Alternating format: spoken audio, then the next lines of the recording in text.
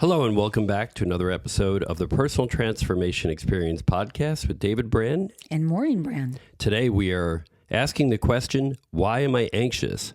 The brain, past experiences, and present worry. We are going to discuss understanding anxiety from a strength-based approach, as well as digging into the brain's attempt to predict what is going to happen in any given moment. Yes, so my understanding is anxiety is a sensitivity and caring about the world. People who are super sensitive, artists, creative, always are asking the question, what if, right? So you can go down two paths with what if. What if this character I'm creating for a book or a play I'm writing does this or has this special feature or this special characteristic? What if when I get in my car, I break down in the middle of the highway and a truck hits me? Right?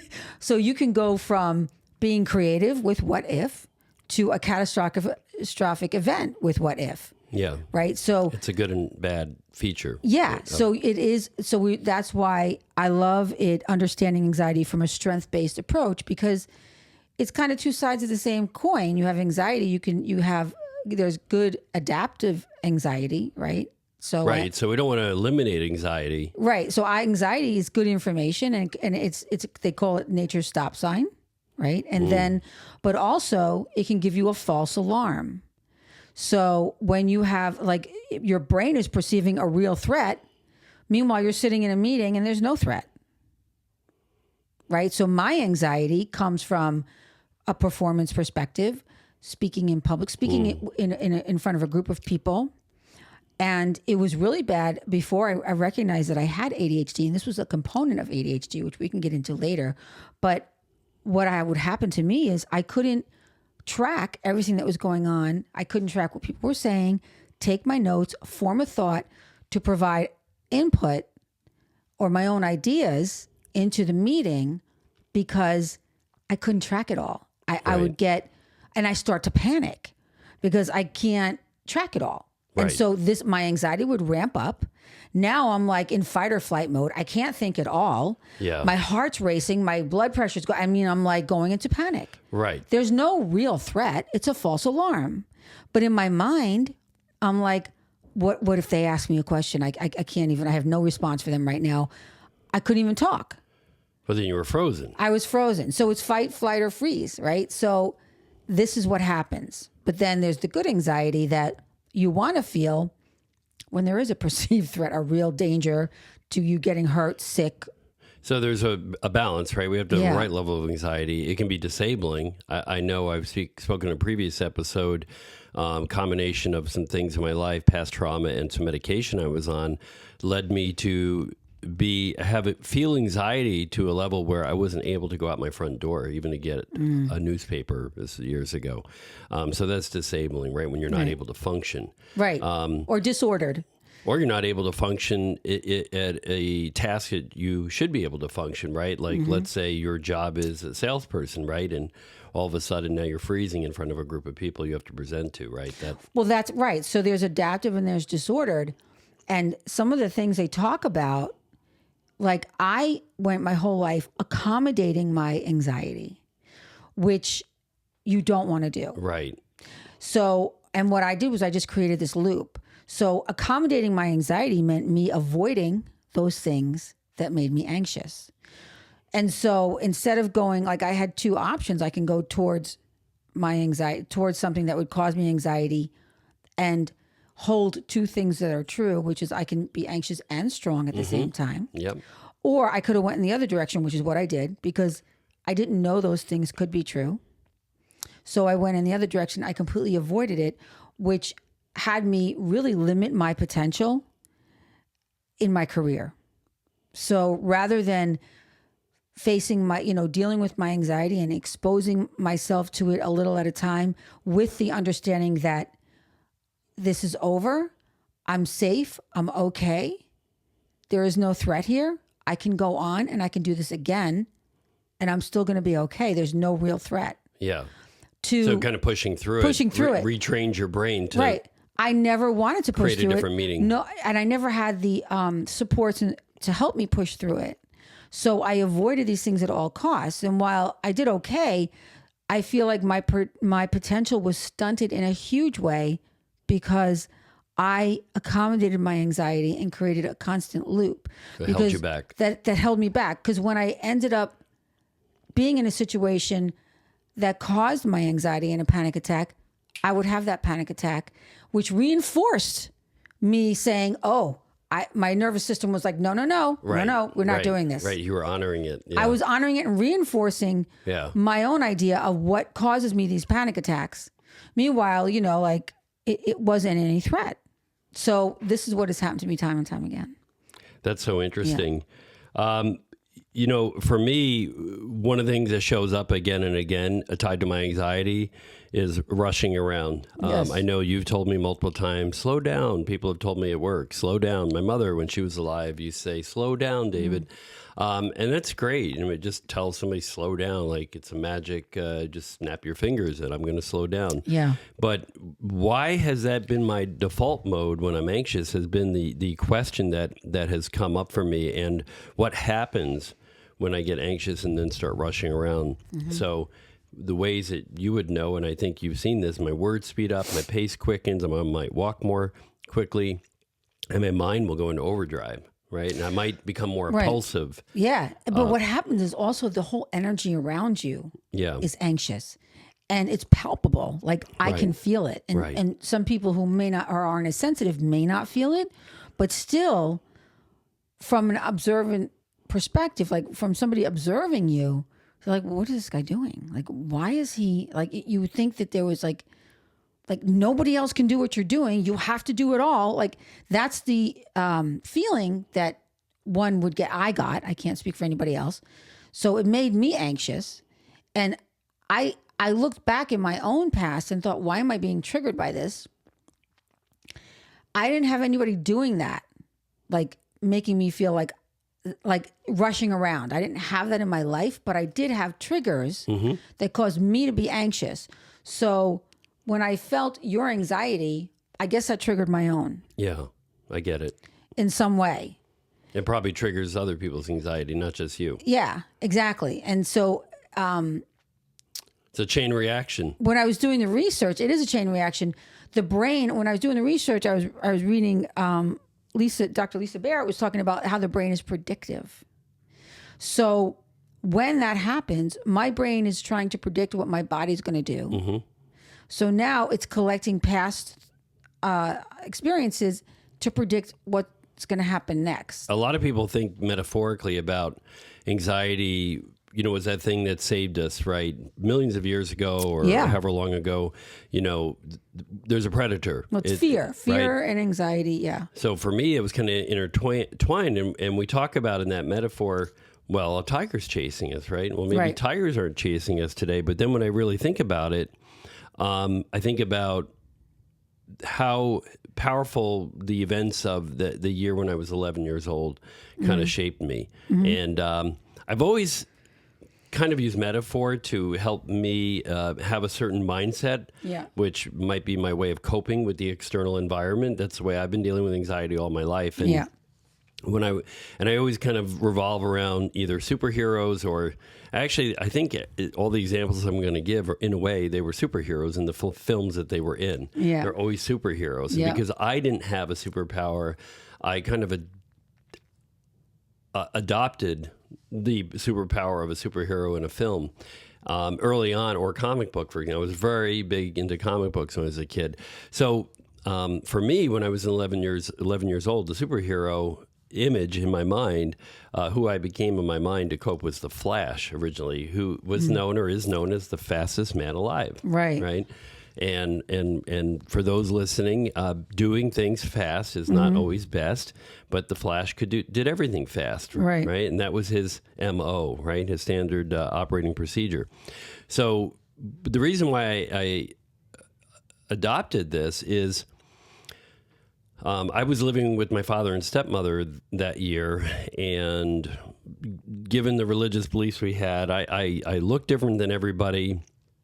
But also, there were I had a lot of issues getting along with peers. And so therefore, make a long story short, I was bullied relentlessly. And I vividly remember waiting for the bell let's say it was 3:00, the end of the school day bell, and having all my books together in a bag or whatever it was, and having already be standing at the time that the bell rings, so I could dart out of that classroom, dart down the hall as fast as I could past everybody, and fly off the front steps of the school and down the road to my house before the bullies could get to me. Because sometimes I was being chased by 3, 4 kids at a time who were screaming my name. Yeah. We're going to get you, Brand. You're dead. That's awful. You're going to be dead. Like, just that story makes me And anxious. this was every day. Like, right? that's such a triggering story for me. So for me, it was always about outrunning my anxiety. Right. Right. So if I'm anxious, right, the pattern I learned is the faster I go, because the source of my anxiety, right, were those bullies. If I could go faster than my anxiety, then the anxiety can't catch up to me, or the cause of my anxiety can't catch up to me. That's so interesting. Yeah. So I can stay ahead of it by doing everything quickly and running around. Right. And yeah. And so it kind of became in a maladaptive way of dealing with anxiety. And then, but even later in life, like things that help me now are more transitional to look at the source of my stress as either something I don't need to fear. Mm-hmm. And for that, I use Natalie Portman in V for Vendetta. Great movie if you haven't seen it. But at one point, they're trying to break her spirit. And she basically says, F you at one point in the movie. And they just opened the cell and they said, okay, you have no fear. You're free to go. Right. And it has always resonated with me. If you could completely be free of whatever it is that you are fearful of, imagine how freeing life is and the decisions you can make. So I latched onto that, and then later, or before that actually, Neo in The Matrix, right? And probably just about everybody has seen The Matrix and knows that at one point Neo realized these things can't hurt me because they're not real. Think about the story of the young boy. Well, that's a different perspective. Yeah. But I think, and that's so much healthier. And let me just interject for 1 second. What you're talking about is avoidance, which is you're avoiding what you fear. So avoidance and fear are teammates, right? That's what we read. Yeah. And it's so true, because you avoid what you fear. So you're running and rushing. Your rushing is avoidance. It is. Right, because I was avoiding the bullies, right? Right, avoiding Literally. the bullies. So you continue that rush. So you're in your mind, you're still rushing around for whatever reason, even though there's no bullies chasing you. You feel you have to do everything. I don't know what that's about. I don't really know. I think that's above my pay grade. But that is interesting, because when I started running, I ran for the same reason. But I would run 10 miles, 30 miles a week, just running, exercise. Yeah. It's outrun my stress, right? Outrun my stress. So it would help me alleviate my anxiety. But or were you running from it, literally? I was running from my anxiety and the experiences that caused my trauma. Right. I was literally running away from them. Yes. Because being busy. Yes. In task activity is a way of doing it. So I would blast my music, run, exercise, swim, MMA, whatever it was. You got in your own head. Got into my own head and helped me just avoid thinking about. You didn't process. No, I processed nothing. You avoided it. But talk about your matrix theory, because this is brilliant. We're really the same when you think about it, because for me, being busy and doing things constantly without let up and moving from one thing to the next rapidly allows me to avoid. Yes. And my exercise always allowed me to avoid. And I used to use, run and blast my music. Now, when I work out, I lift heavy weights which helped alleviate the sensory. And I didn't realize I needed that input so much until I started lifting heavy weights. And I don't listen to music. So I'm in my head. I'm processing experiences as they're happening. And I'm lifting weights, which grounds me in the moment and allows me to think about uncomfortable things while I'm grounded. What a huge form of therapy this is. Plus, it makes you strong and feel good. Right? And for me, that might be cleaning the house. Oh my God, right. So it's just, but it helps ground me. And the thing I didn't realize is how much I needed that grounding. But I really want you to talk about this matrix idea that you have, the way you use matrix to change your perspective. This is fucking brilliant. And I love this. So go ahead.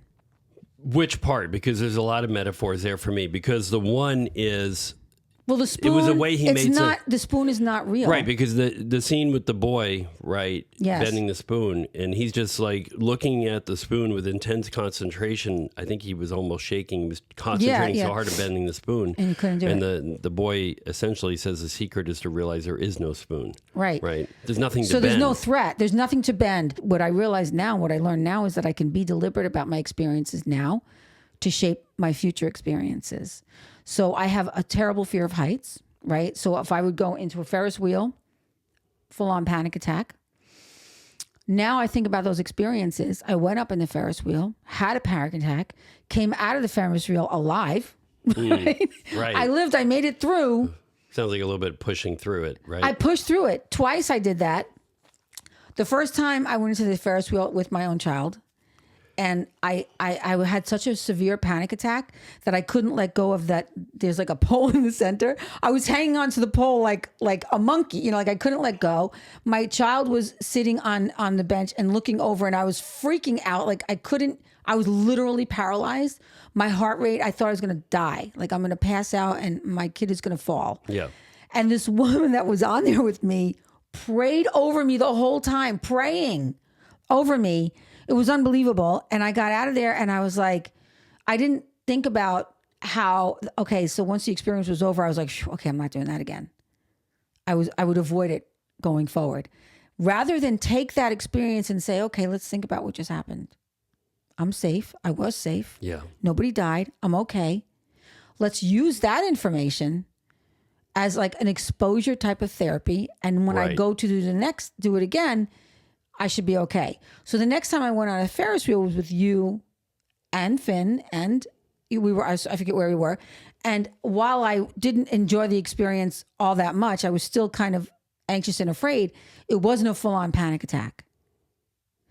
So even though I didn't use that experience, that first experience, and like think about how I was okay, and take that information, the next time I did it, it wasn't so bad. So it was like desensitization. I did sensitize myself a little Right. bit. Now, if I go up in a Ferris wheel or someplace high, I will use that information so that I can actually enjoy it. So that's what we talk about, being deliberate about your experiences. Mm-hmm. If you can, like, exposure therapy is a big deal, and you can be deliberate about your experiences and then create the future experience that's better. Well, yeah, you're like, the way I'm thinking about it, you're retraining your brain, right? Because Yes, the that's brain what it is. The brain is always seeking to predict what is going to happen next. Yeah, so you're retraining those predictions. So that it predicts differently. Yeah. And when I think back to early adulthood too, even my first marriage was to someone whose behavior was erratic and not predictable. And while it made sense that I would choose a partner who was similar to my mother in that unpredictability and mental health struggle, it also reinforced my brain's inability to accurately predict the future, because I continued to surround myself by unpredictable people. Yes. Right, so it exacerbated You were the problem. comfortable. Well, I was comfortable with it, but then it reinforced the problem, right? Right. At the Well, same that's time. what comfort does. It's not, comfort is not necessarily a good thing. But when you think about the fact that the brain is always trying to link a meaning to an event, whether it's a past event or a present Context, event, yeah. I had to realize too that the meaning of the events, I had to reframe those events. My mother had a mental health condition. Right. My stepmother may have had a mental health condition, although I don't know that was diagnosed. No, my first I don't think so. first wife had a mental health condition, right? So then you realized those negative events were about them and not me. I just got in the way, right? It wasn't about me. My mother didn't do things to me particularly because it was about me. Because of you, But she right. had an issue. My first Right. wife had an issue, and I was in the way. And I remember one time somebody saying, I said at work, I feel like I'm getting shot at. And somebody said, those bullets are actually meant for your boss. You just happen to be in the way. In the way. So, that sometimes happens that people have, but then we internalize it, and then we begin to see, okay, well, every time I encounter someone like this, it's bad because it's about me. But then reframing it is becoming helpful. And I know you and I were both at that same event last week where somebody gave us a metaphor of the Q-tip. QTIP, yes. quit taking it personally. personal, right. And then how many times have we said about children, and this is true for adults too, they are not giving us a hard time. They are having a hard time. Right. That is true for adults as is children. Right. Parents will internalize that and make it like, why is she doing this to me? Why, is she like being this way? And that's where punishment comes in, because they take it personally. So they have to punish. If they don't take it personally, they won't punish. They'll just teach the lesson. Right. So that's very interesting. But going back to what you were saying about how, your family, your mom, like my dad, alcoholic, he didn't, I realized later, I was blaming him for a lot of what I had to deal with in my adult life. But Lisa Feldman Barrett put this beautifully. She said, sometimes in life, you're responsible for changing something, not because you are to blame, but because you're the only person who can. That's right. I love that. Right. Our dead parents are not going to be able to help us. I love that. Right. Because not even your ego can argue with that. Like sometimes you just do. And that's just it. So you can't, and if you don't choose to think that way, if you're like, I want to blame this person, okay, but you're not serving anybody. You're letting them continue to control your emotions, your thoughts, your future experiences. And your present experiences. Experiences. Yeah. If you want to feel better, if you want to let go of anger, if you want to be a better parent, a better, a better spouse, a better leader, whatever you are, I think it's important that we look at that because it's such a powerful statement. It's such a powerful thing. And when I read that, I was like, holy shit, like, that makes so much sense to me because people ask, why did this happen? Something, like I was saying earlier, something in my brain never allowed me to think why. I never, it doesn't matter why. Who cares why? What I care about is how am I going to move forward from here? Yeah. Now that I have this information, what do I need to do to move forward? Right. And so sometimes, you want to know why something happens because it can help you. That information might help you move forward. But if it's not relevant, which most times in my life, is it educational or is it something you need to move forward? Right. Yeah. If you needed to move forward, well, okay. But what are you going to do? Bang your head against the wall trying to figure out why someone does something? Who cares? This is what happened. This is what they did. How are you going to respond next time? Because really, you don't have control over anybody else's behavior, only your response to that. And so sometimes in life, you have to change something that's nothing to do with your fault, but because you can, you're the only one who can. And I absolutely love that she said that. Yeah, so brings me back to the Matrix, and I know we'll have to wrap up soon anyway, so this might be a good closing note. In the finale of the trilogy of the movies, Neo just fights and fights and fights against the machine and this Agent Smith virus that takes over the system. Mm-hmm. And Agent Smith said, "Why do you persist? Right? Why do you keep going?" And he said, "Because I have choice." Right. Because computers don't have choice, really. They're programmed. They're right? programmed. To do something. We're not programmed, right? No. We have choice. So when you think about it, right, you can give up and say, my brain is programmed to do this way because these are the things that happen to me. Because, yes, the brain will predict based on how it was programmed, right? But you can choose to break free of that information. I know we were talking about earlier in the machine world, they have this thing called, now it sounds like I'm in the Matrix, right? But they have the machine learning, right? We've heard about artificial intelligence. Right. Machine learning is you're feeding data into the computer model, and the computer model is analyzing the data and saying, okay, this now makes sense, this data doesn't make sense, and it keeps growing, right, in a way. Yeah. So our brain is kind of like that too. I mean, AI is kind of modeled on the human brain when you think about it. Right. It's not. Right. But unlike a computer and programming, we have choice, right? So we can say, I don't care that all that data, all that information, all those events happened to me. Those events weren't about me, and they don't have to define me or shape who I am today or the decisions I'm making today or tomorrow. And that is what I heard from you too. Yes. Is that you are doing different. You are making a conscious choice. Yes. To do different. Right. Deliberate. You can be deliberate about your experiences. That's what I said earlier. Yes. You can now, going forward, be deliberate about the experiences that you have now. Understand that the predictions that your brain is making might be based on information that I shouldn't say not good, but not serving you. Not relevant. Not maybe, relevant or right? not good. Well, it is relevant. It's all relevant, but your brain is going to take those experiences and serve up what your body's supposed to do next, or, but it's something that you could say, okay, that's not serving me well. Right. Like, it's not how I want to respond. So understanding that, slowing down and understanding that and saying, okay, I'm going to be more deliberate about this.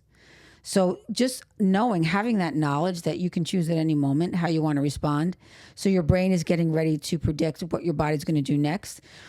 You can take a deep breath and decide if this is what you want to do. Like, do I need to run? My body wants me to run. Should I run? I'm looking around. I don't see a tiger in the bush. I'm in a meeting. People are talking.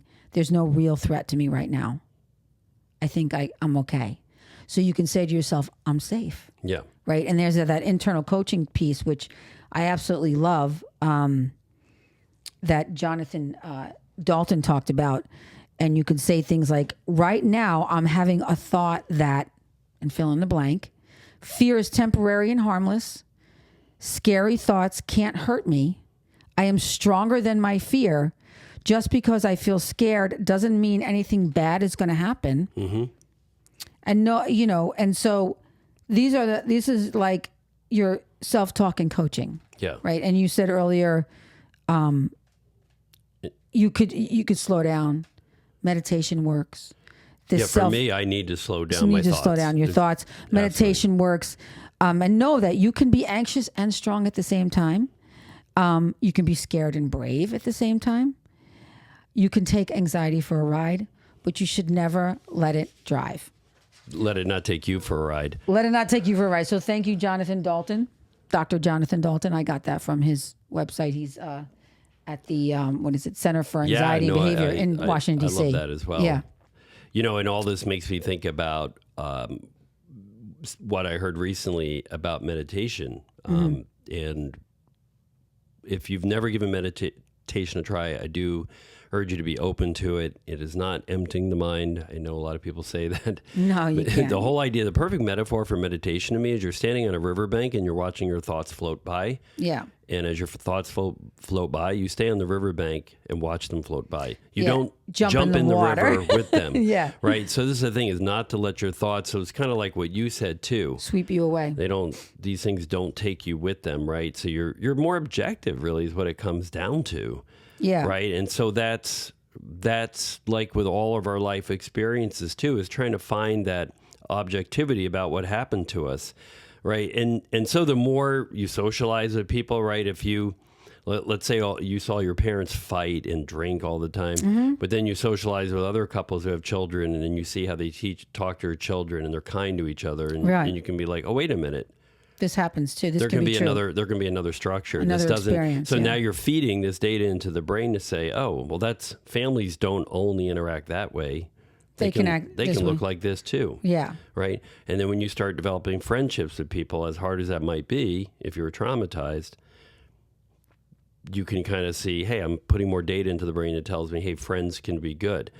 Even we talked about last week, spiritual abuse, right? And so I've known plenty of people that have walked away from a religious group that I was part of and then chose not to believe in God anymore because they were traumatized. Right. Because the only people they knew that were religious, for them, it was a traumatic experience, right? So, and then they're afraid to try new, so you have all these things which end up shaping people. So that's why it's really important, I think.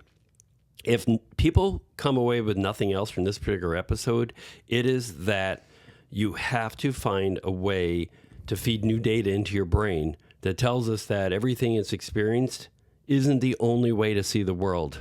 Right.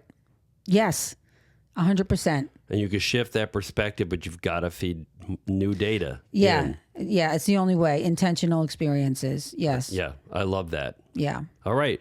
If you like this episode of the podcast, please like it. Please follow us. If you have any comments, please feel free to leave them. You will see that we will respond. We do have an Instagram page called Personal Transformation EXP. We would love for you to visit that as well.